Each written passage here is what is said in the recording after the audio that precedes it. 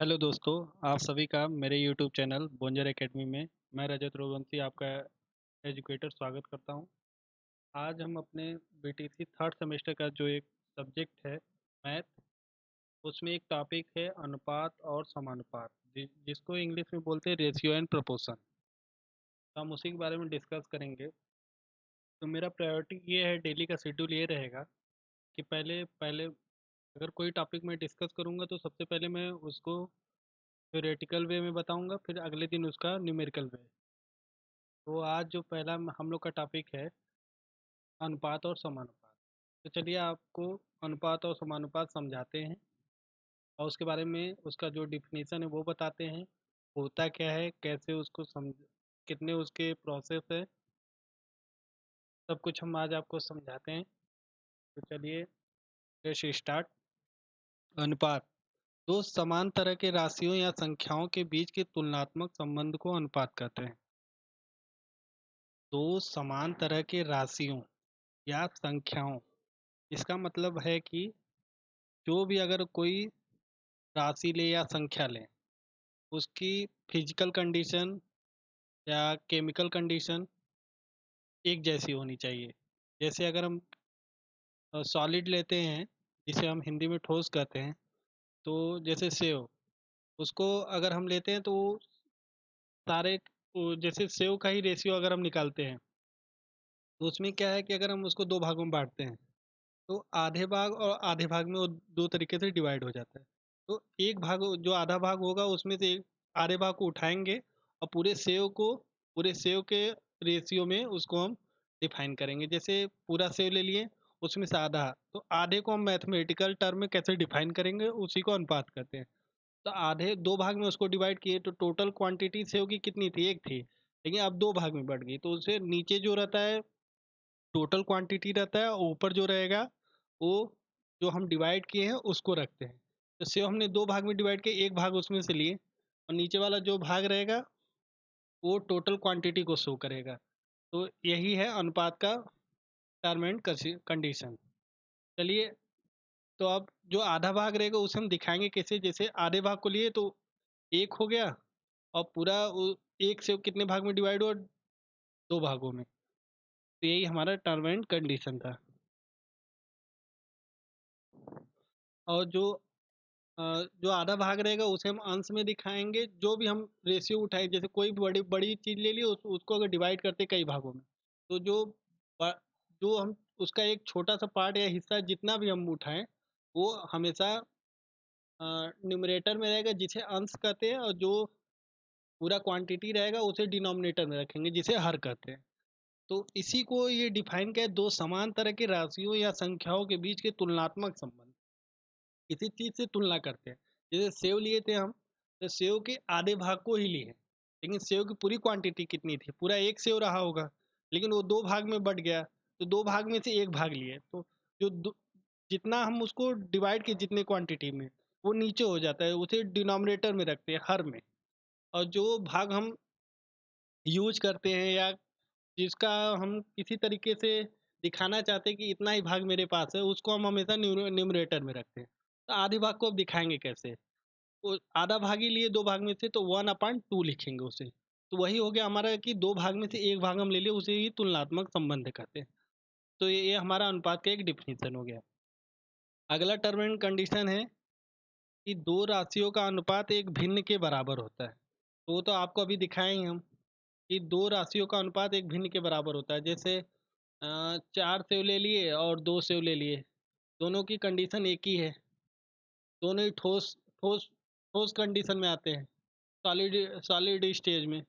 तो अब करेंगे क्या हम कि दो भाग को ऊपर रखेंगे। जैसे 4 सेव थे, उसमें से दो भाग ले लिए हम, तो दो भाग दो भाग को हम न्यूमरेटर में रखेंगे और चार भाग को डिनोमिनेटर में। तब वही 2/4, तो यही हमारा भिन्न के रूप में प्रदर्शित हो गया कि कितना क्वांटिटी हम यूज कर रहे हैं और कितना टोटल क्वांटिटी था। और आगे बोल लिख रहा है कि यह दिखाता है कि एक यह दिखाता है कि एक राशि दूसरी राशि से कितना अधिक या कम है। अब अगला टॉपिक पे चलते हैं। अनुपात हमेशा समान इकाइयों के बीच होता है। ये तो मैं पहले ही बता चुका आप लोगों को कि जैसे 100 पैसे में से अगर 1 पैसा ले लें तो जैसे पैसे पैसे का अनुपात यहाँ पे दिखा रहा है, रुपया और रुपया। जैसे 100 रुपये में से 1 रुपया ले लिए तो कितना हुआ, उसको हम रेशियो के अनुपात में दिखाते हैं 1/100। और फिर जैसे किग्रा किग्रा को दिखा सकते हैं, घंटा घंटा को दिखा सकते हैं, सेकंड सेकंड को। ऐसे ही मतलब उसकी राशि और संख्या के बीच में तुला समान क्वांटिटी रहनी चाहिए, समान इकाई होनी चाहिए। माना कि एक राशि यक्स है तथा दूसरी राशि वाई है, तो दोनों के बीच अनुपात यक्स अनुपात वाई होगा, या यक्स डिवाइडेड बाई वाई लिख सकते हैं उसे हम। अनुपात यक्स अनुपात वाई में यक्स को प्रथम पद तथा वाई को द्वितीय पद कहते हैं। जैसे हम सेव ही लिए थे, सेव का एग्जांपल, उसमें जो 1/2 था तो 1 को हम प्रथम पद तथा 2 को हम द्वितीय पद कहेंगे। अब आते हैं समानुपात। समानुपात होता क्या है? समानुपात जैसे होता है कि 1/2 ले लिए और 2/4 ले लिए, 2 सेव में से 1 सेव ले लिए, 4 सेव में से 2 सेव ले लिए, लेकिन दोनों का अनुपात देखेंगे तो बराबर आएगा 1/2 1/2। दोनों जगह कंडीशन सेम हो जाती है, इसलिए हम उसको समानुपात के तौर पे दिखाए। जब दो अनुपातों के बीच में तुलना की जाए तो वहाँ पे समानुपात यूज करते हैं। तो यही लिखा है, यदि ए अनुपात बी समानुपात है सी अनुपात डी, तो ए तथा डी उच्चतर मान कहलाते हैं तथा बी और सी मध्य मान कहलाते हैं। उच्चतर मान का गुणनफल इक्वल टू मध्य मान का गुणनफल। इक्वल टू मीन्स बराबर। जैसे उच्चतर मान क्या है यहाँ पे? उच्चतर मान होगा हम लोग का, एक मिनट, उच्चतर मान हमारा होगा ए और डी। उच्चतर मान हम लोग का होगा ए और डी, ए और डी। निम्नतर मान क्या होगा? बी और, इन ए और डी का गुणनफल, बी और सी का गुणनफल, इन दोनों का मान क्या होगा? आपस में बराबर होगा। अब आते हैं हम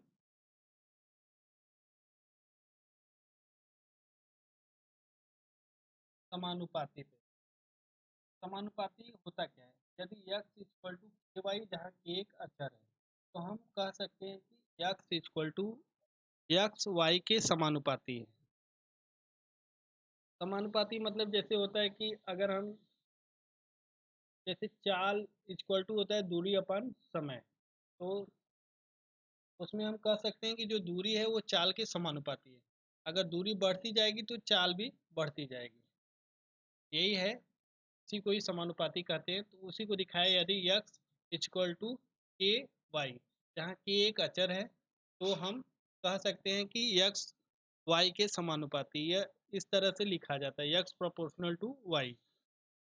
व्युत्क्रमानुपाती, जैसे चाल इक्वल टू दूरी अपान समय, तो चाल को हम मान लेते हैं एक्स और समय को मान लेते हैं वाई।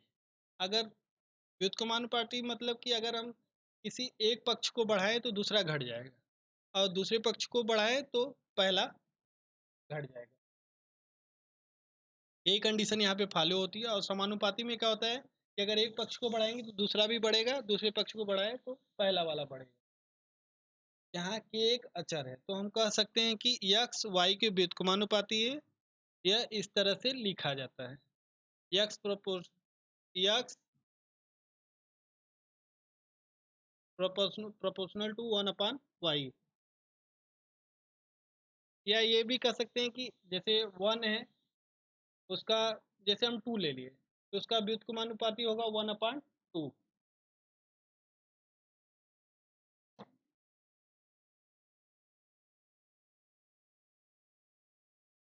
अब आते हैं हम समानुपात पे। जब दो अनुपात आपस में बराबर होते हैं तो समानुपात कहलाते हैं। जैसे ए अनुपात बी इक्वल टू सी अनुपात डी, तब ए बी सी तथा डी समानुपात हैं। ये तो हम आपको पहले ही डिफाइन कर चुके हैं, तो फिर से, लेकिन अगर सामने आ गया तो इसको हम फिर से आपको दिखा देते हैं एग्जाम्पल पे। 2/5 इक्वल टू 6/15, तो लिखेंगे 2:5 समानुपात 6:15। अब ये 6:15 कैसे बराबर हो गया, ये अब हमको आपको दिखाते हैं। ये है कि तो अगर हम 2 से काटें, अगर हम इसको 3 से काटें, ये देखिए 3 से काटे इसको, तो यहाँ पे क्या बचेगा, 2 बचेगा। इसको 3 से काटेंगे, ये हो जाएगा 5 हो जाएगा। देखिए मान बराबर आया कि नहीं। 2:5 इक्वल टू 2:5। यही था समानुपात का टर्म एंड कंडीशन। अब हम लोग आगे चलते हैं। अब आता है इसमें कुछ नियम।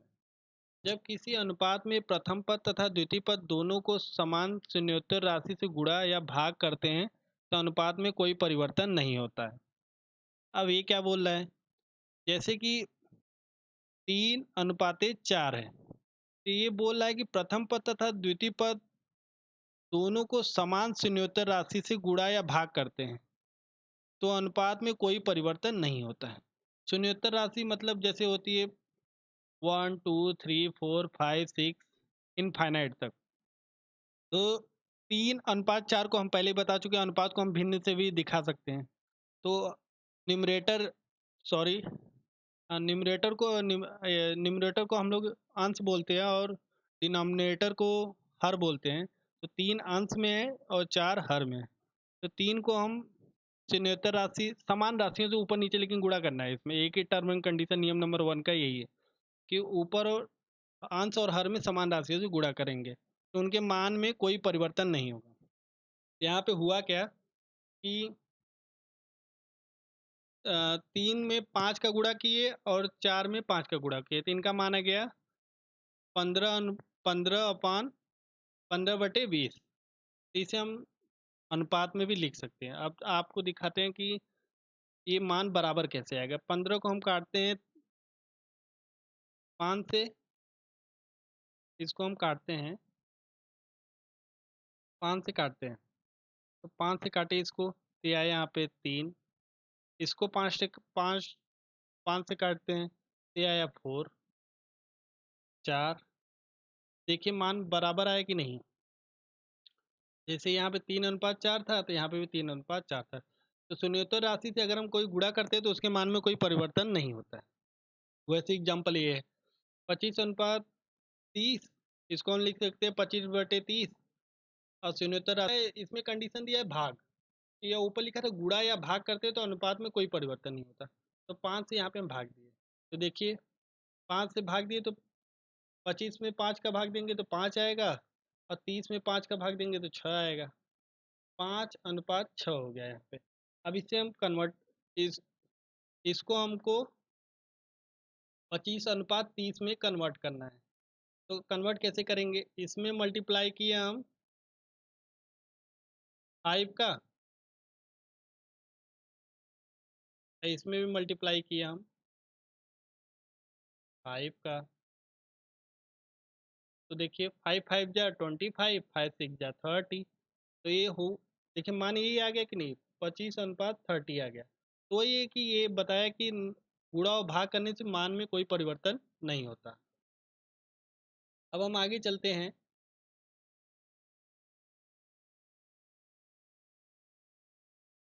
अगला नियम नंबर 2 पे, संख्याओं ए बी सी डी में प्रत्येक में क्या जोड़ा जाए कि ये क्रमशः समानुपात में बदल जाए। तो संख्याएं जैसे ए अपान बी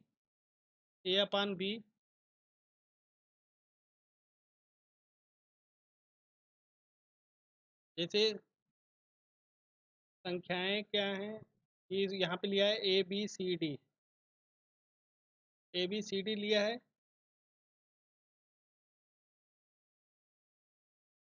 माना यक्स जोड़ा जाता है तो a+x/b+x इक्वल टू c+x/d+x क्या जोड़ा जाए कि ये क्रमशः समानुपात में बदल जाए। तो इसके लिए हम लेते हैं जैसे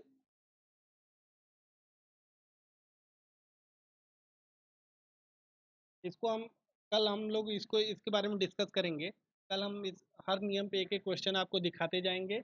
और आज बस ऐसे ही समझ लेते हैं हम कि अगर हम बस इस संख्या का मान निकालना है कि जो ये संख्या है, जो यक्स हम लिए हैं, अगर हम प्रत्येक में जोड़ें तो क्या क्या जोड़ें कि दोनों तरफ ये समानुपात में कन्वर्ट हो जाए। जो ये अनुपात है ए और बी का, सी और डी का, इन अंश और हर में क्या जोड़ें कि दोनों समानुपात। नियम नंबर 3, मिश्रित अनुपात x अनुपात y तथा p अनुपात q, दो अनुपात हैं, तो px अनुपात qy मिश्रित अनुपात कहलाते हैं। तो वही ये क्या किया है कि मल्टीप्लिकेशन करा दिया। जैसे यहाँ पे है 2 अनुपात 3 और 4 अनुपात 5।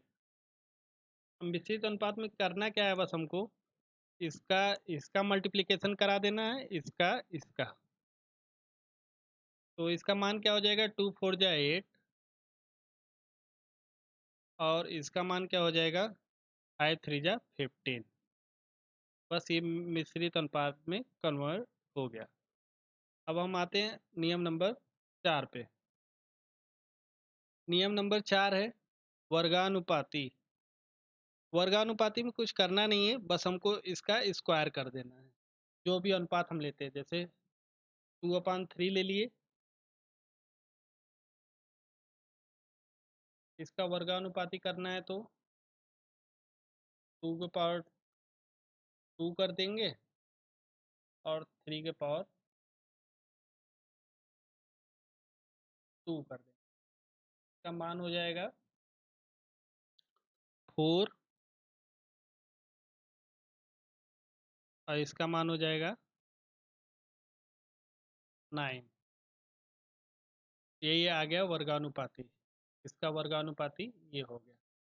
अब आते हैं हम लोग अगले टॉपिक पे। नियम नंबर 5, वर्गमूलानुपाती। किसी अनुपात के वर्गमूल को वर्गमूलानुपाती कहते हैं। जैसे इसका एग्जांपल क्या था, ऊपर ही समझाते हैं हम आप लोग को कि 4 और एक रेशियो लेते हैं हम 9। 4:9।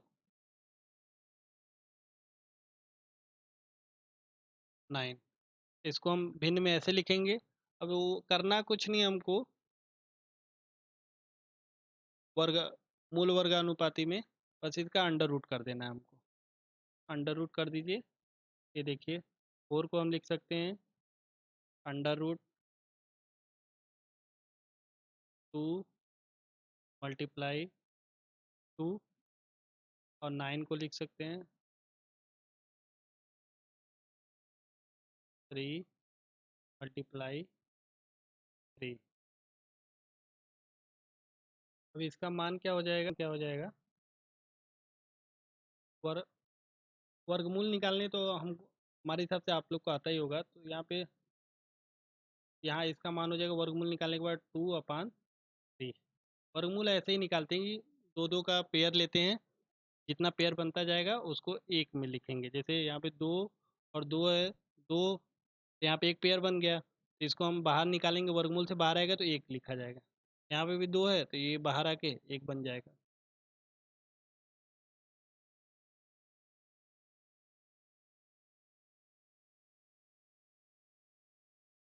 अब घनानुपाती।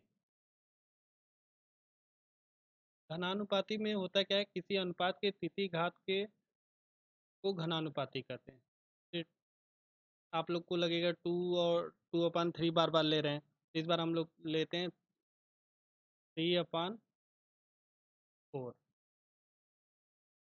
तो इसका घनानुपात निकालना है हमको। हमको कुछ करना नहीं है, बस इसके पावर 3 कर देना है, इसके पावर भी 3 कर देना है। तो ये इसको लिखेंगे कैसे, 3 मल्टीप्लाई 3 मल्टीप्लाई 3। और इसको कैसे लेंगे? 4 multiply 4 multiply 4 equal to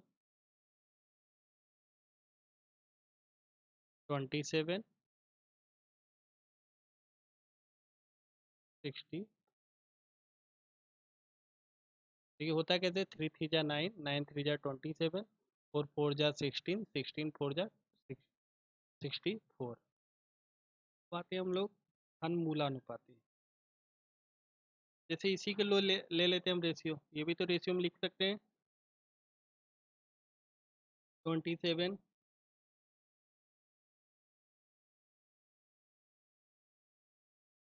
27 ratio 64। इसको क्या करना है?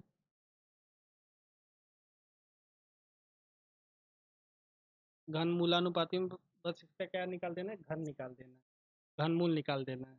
तो घनमूल निकालते कैसे हैं? इसको अंडर रूट के पावर 3 को अंडर रूट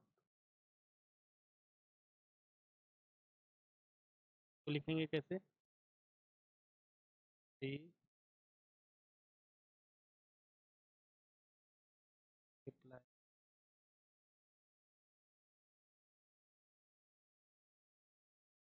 कैसे लिखेंगे?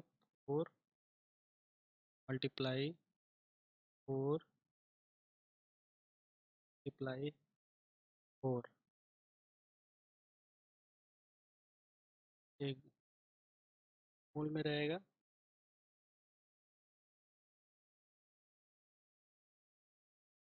ये रहेगा, यहाँ पे ये रहेगा। तो इसमें क्या लेते हैं हम? घनमूल में 3 3 का पेयर। यहाँ पे 3 का पेयर बन रहा है, यहाँ पे 3 ले लिए। यहाँ पे भी 3 का पेयर बन रहा है, यहाँ पे भी 4 ले लिए। यही हो गया हमारा घन मूलानुपाती। इस अनुपात का घन मूलानुपाती क्या हो गया? 3:4। अगला टॉपिक हमारा व्युत्क्रमानुपाती। तो व्युत्क्रमानुपाती हम पहले ही बता चुके हैं आप लोगों को। इनवर्स रेशियो, किसी अनुपात के उल्टे को व्युत्क्रमानुपाती कहते हैं। जैसे हम ले लिए 2/3, इसका व्युत्क्रमानुपाती क्या हो जाएगा? 3/2 में। और कुछ हम लोग को ज़्यादा करना नहीं है। अब हम लोग अगले नियम पे चलेंगे। अगला नियम हमारा क्या कहता है? नंबर 7, नियम नंबर 8, नहीं नियम नंबर 9, विलोमानुपात। विलोमानुपात में करते क्या है?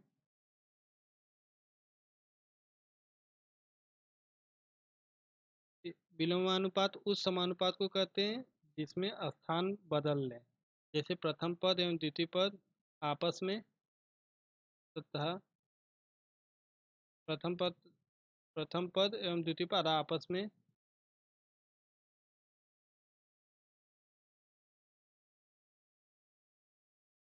ए अनुपात बी अनुपात सी अनुपात डी का विलोमानुपात सी बी अनुपात ए समानुपाते डी अनुपात सी। देखिए कह रहा है प्रथम पद एवं द्वितीय पद आपस में वो बदल ले अपना प्लेस जो है आपस में बदल ले। तो प्रथम पद यहाँ पे क्या है? प्रथम पद हम मानते हैं ए को, और द्वितीय पद किसको मानते हैं? बी को। ये दोनों आपस में बदल लेंगे, और सी और डी को। इसमें क्या हो जाएगा? सी प्रथम पद और डी क्या हो जाएगा? द्वितीय पद। तो इसको भी आपस में हम बदल देंगे। तो देखो बदलने के बाद विलोमानुपात में कैसे लिखेंगे इसको? बी अनुपात ए, देखिए ये यहाँ पे चला जाएगा, ये यहाँ पे, तो बी अनुपात ए, और फिर डी इधर चला जाएगा, सी इधर, तो डी अनुपात सी।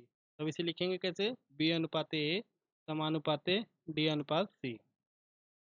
या इसे फ्रैक्शन में ऐसे ही लिखेंगे, ए अनुपात B equal to C upon D, A upon B equal to C upon D. इसका विलोमानुपात क्या हो जाएगा, B upon A equal to D upon C. एकांतरा अनुपात, एकांतरा अनुपात ये होता है यदि ए अनुपात बी समानुपाते सी अनुपात डी एक समानुपाती हो, तो ए अनुपाते सी समानुपाते बी अनुपाते डी। तो इसमें कुछ होता नहीं है, ये दोनों आपस में प्लेस चेंज कर लेते हैं, बस इतना ही करना है हमको। तो देखिए यही, यहाँ इसके बाद देखिए ये कंडीशन फॉलो होने लगी, ए अनुपाते सी इक्वल टू बी अनुपाते डी। यहाँ पे देखिए वही हुआ है। अब इसे हम लिखेंगे कैसे, ए अनुपाते बी को लिख दिए ए अनुपाते सी, सी अनुपाते डी को लिख दिए बी अनुपाते डी। देखिए ये आपस में ये दोनों इंटरचेंज हो गए हैं, बस और कुछ करना नहीं है। यही होता है एकांतरा अनुपात। इसके बारे में कल हम लोग डिस्कस करेंगे, जो हम नोटबुक पे पढ़ाएंगे आपको। तो अभी तो हम ओवरऑल ओवरव्यू आपको शो कर रहे हैं कैसे हम लोग को डिफाइन करना है एग्जाम में। योगानुपात, योगानुपात में इसका डेफिनेशन, यदि ए अनुपाते बी समानुपाते सी अनुपाते डी एक समानुपात हो, तो ए प्लस बी अनुपाते बी। योगानुपात में क्या करते हैं, जो जो सेम जो सेकंड पद होता है उसे प्रथम पद में जोड़कर उसे न्यूमरेटर में रख देते हैं, और जो सेकंड पद होता है उसे न्यूमरेटर में जैसे का तैसे ही, डिनोमिनेटर में जैसे पहले था वैसे ही रहने देते हैं। यहाँ पे भी वैसे ही हो जाएगा, सेकंड फर्स्ट पद में सेकंड पद ऐड होगा, और फिर जो सेकंड पद है उसमें कोई चेंज होगा नहीं। तो देखिए ए अनुपाते बी समानुपाते सी अनुपाते डी, इसको हम लिखेंगे कैसे, ए प्लस बी, ये क्या हुआ ऊपर चला गया, यहाँ पे प्लस हो गया, प्लस बी हो गया, और यहाँ पे क्या हुआ प्लस डी हो गया। बस यही योगानुपात में होता है। कल हम लोग इसके बारे में ब्रीफ में डिस्कस करेंगे। अगले नियम पे चलते हैं, योगानुपात। योगानुपात तो आपको बता चुके हैं। अंतरानुपात, अंतरानुपात में जस्ट उसका अपोजिट होगा, आप लोग तो जज कर ही सकते हैं। तो इसको डिफाइन कैसे करेंगे एग्जाम में, यदि ए अनुपाते बी समानुपाते सी अनुपाते डी एक समानुपात हो, तो जो सेकेंड पद होगा योगानुपात में प्लस हो रहा था तो यहाँ पे माइनस हो जाएगा। देखिए ए माइनस बी और सी माइनस डी, जो सेकेंड पद होता है बस वो माइनस हो जाता है। तो देखिए इसे ऐसे डिफाइन कर देते हैं ये, और न्यूमरेटर डिनोमिनेटर में सेम रहेगा, न्यूमरेटर में सेकेंड पद जाके माइनस हो जाएगा। देखिए ये जो फर्स्ट पद था उसमें सेकेंड पद जाके माइनस हो गया, ए माइनस बी हो गया। अब योगांतरा अनुपात पे आते हैं। योगांतरा अनुपात कंपोनेंडो एंड डिविडेंडो बोलते हैं इसे इंग्लिश में। यह यह योगानुपात तथा अंतरानुपात का सम्मिलित है। तो अभी हम ये पढ़ रहे थे योगानुपात, और अंतरानुपात पढ़ रहे थे, इसका सम्मिलित रूप है योगांतरा अनुपात। इसमें क्या कुछ करते हैं आइए आपको दिखाते हैं। यह योगानुपात तथा अंतरानुपात का सम्मिलित है। यदि ए अनुपाते बी समानुपाते सी अनुपाते डी एक समानुपात है, तो ए प्लस बी ए माइनस बी, ये योगांतरा अनुपात, ये अंतरानुपात। समानुपाते सी प्लस डी, ये योगा योगानुपात, ये अंतरानुपात। इन दोनों का रेशियो को ही योगांतरानुपात बोलते हैं। समानुपात के सरलीकरण हेतु उपयुक्त संक्रियाओं योगानुपात, अंतरानुपात तथा योगांतरानुपात में से किसी को भी सीधे प्रयोग किया जा सकता है। जब हम क्वेश्चन यूज करेंगे तो इसको कैसे यूज करते हैं हम लोग देखेंगे। अगला नियम है 14, नियम नंबर 14, मध्य समानुपाती। माना माना गए माना गए ए तथा बी का मध्य समानुपाती है, तब ए अनुपाते यक्स समानुपाती यक्स अनुपाते बी। देखिए इसे दिखाएंगे कैसे मध्य समानुपाती। ये देखिए ए अनुपाते यक्स इक्वल टू एक्स अनुपात b, x square equal to A b हो जाएगा। ऐसे ही दिखाते हैं हम मध्य समानुपाती को। या यक्स जब स्क्वायर हटाएंगे तो ये अंडर रूट के अंदर आ जाएगा। अतः दो संख्या ए तथा बी का मध्यानुपात मध्य समानुपाती अंडर रूट ए बी होता है। नियम नंबर 15, यदि यक्स माइनस ए तथा यक्स माइनस बी का मध्य समानुपाती है तो यक्स का मान क्या होगा। तो यक्स का मान निकालने के लिए अगर तीन राशियां दे दी हमको, अगर उनका मध्य समानुपाती है, अगर उनके बीच में रिलेशन मध्य समानुपाती अगर उसका दिया हुआ है तो हम उसका मान कैसे निकालेंगे। तो यक्स इक्वल टू हो जाएगा a B upon a plus b. ये हमको क्वेश्चन सॉल्व करने में बहुत मदद करेगा। तृतीय समानुपाती, तृतीय समानुपाती माना दो संख्याएं ए तथा बी का तृतीय समानुपाती यक्स है तो ए अनुपाते बी समानुपाते बी अनुपाते यक्स। सही स्थिति इसका तृतीय अनुपात क्या होगा, A upon B equal to B upon X. तृतीय अनुपात निकालने के लिए तृतीय अनुपात में होता क्या है, हमको दो ही संख्याएं दी रहेंगी, बस बोल दिया जाएगा कि इसका तृतीय अनुपात निकालिए। तो देखिए ऐसे ही दिया रहेगा हमको, इसका बोलेगा कि हमको तृतीय अनुपात निकालिए, यक्स का मान निकालिए। तृतीय अनुपात निकालते कैसे, A upon B equal to B upon X. तो इसका मल्टीप्लिकेशन इसमें, इसका मल्टीप्लिकेशन इसमें कराएंगे तो B square equal to X हो जाएगा। फिर यक्स यक्स का मान निकालना है हमको, तो यक्स को इधर ही रहने देंगे, ए को डिनोमिनेटर में भेज देंगे। X equal to B square upon A, ये हमारा आ जाएगा तृतीय समानुपाती। यदि दो संख्याएं ए तथा बी का तृतीय समानुपाती निकालना हो तो लिखेंगे कैसे, बी स्क्वायर अपान ए। चतुर्थ समानुपात माना ए बी सी का चतुर्थ समानुपात यक्स है। इसमें क्या करते हैं, इन दोनों को ए अनुपाते बी इक्वल टू समानुपाते सी अनुपाते यक्स। सही स्थिति ए अनुपाते B equal to C upon X. इसमें करते क्या हैं, इसका इससे मल्टीप्लिकेशन करते हैं, इसका इससे मल्टीप्लिकेशन करते हैं। जैसे हम तृतीय अनुपात में निकाल रहे थे, यहाँ पे चतुर्थ समानुपात में निकालेंगे। तो तृतीय अनुपात में क्या था कि हमारी दो ही संख्याएं दी रहती हैं, चतुर्थ समानुपात में क्या रहेगा, तीन संख्याएं दी रहेंगी। तो दोनों में बस यही डिफरेंस है। अब सेम तरीका हम अपनाएंगे, X equal to B C हो जाएगा, X equal to B C upon A, ये हो जाएगा हमारा चतुर्थ समानुपात। अब आगे प्रथम समानुपात क्या होता है। माना जाए ए बी तथा सी का प्रथम समानुपाती है, ए बी तथा सी का प्रथम समानुपाती है, यक्स प्रथम समानुपाती यहाँ पे होगा, ए समानुपाते बी अनुपाते सी। सही स्थिति से लिखेंगे कैसे, एक्स अनुपात ए इक्वल टू बी अपान सी। इसका भी वैसे कर लेंगे, सी एक्स हो जाएगा, इसका मल्टीप्लिकेशन इसमें, इसका मल्टीप्लिकेशन इसमें, C X equal to A B, X equal to A B upon C. ये था हमारा कुछ उसके नियम थे जो हमने देखा। ये था हमारा अनुपात टॉपिक। कल इसके बारे में ब्रीफ में डिस्कशन करेंगे जो भी, और कल इसका क्वेश्चन भी हम आप लोग देखेंगे रफ कॉपी पे। और आज के लिए बस इतना ही, धन्यवाद।